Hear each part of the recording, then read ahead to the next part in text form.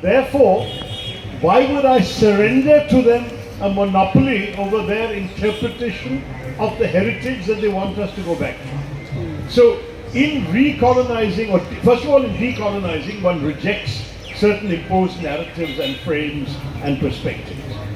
Then, in terms of reclaiming, the question that comes up is, how open are you to different forms of reclaiming this heritage? Now, I'll give you one example. I have written many, many years before my Oxford speech and Era of Darkness and all that, 20 years before that, done a series of columns in my column in the Hindu newspaper about the glories of ancient Indian science that were unknown and underappreciated in India.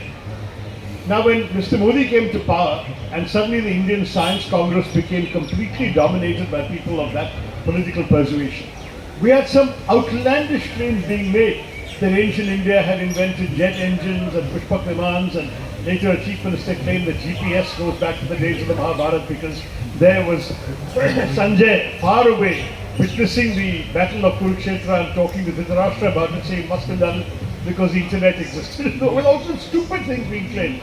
And the jet engines, the Pushpak Viman and so on. And then the Prime Minister, no less, saying that Lord Ganesha's head on a human body is proof of the existence of plastic surgery.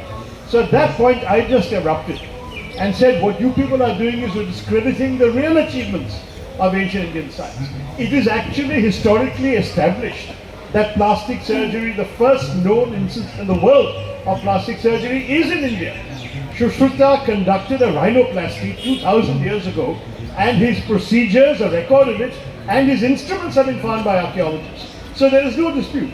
But when you come up with this absurd thing, anyone thinking for 2 seconds will realize that the smallest imaginable elephant head cannot fit on the largest imaginable human neck.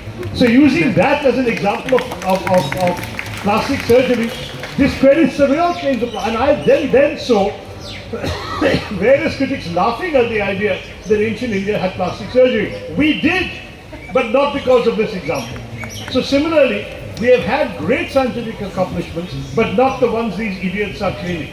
And my point is, you are discrediting what I value in my heritage by making spurious claims about our heritage.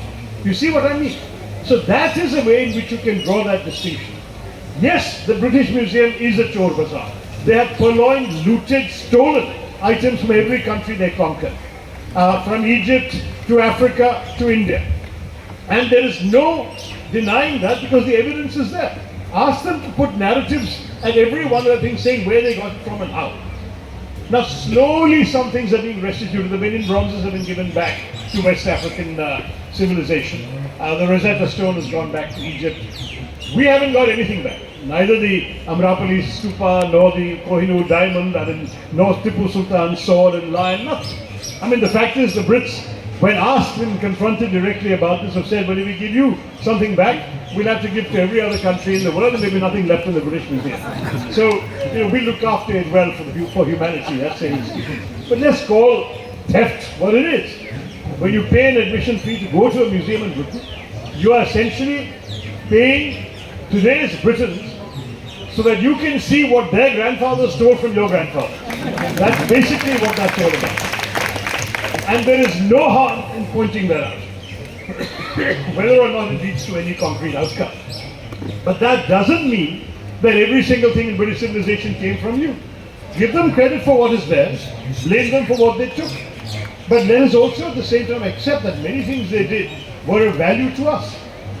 I mean, let's face it, I mean, a lot of the discovery of many ancient texts and many ancient ruins were actually done by intrepid British explorers within India and within Africa.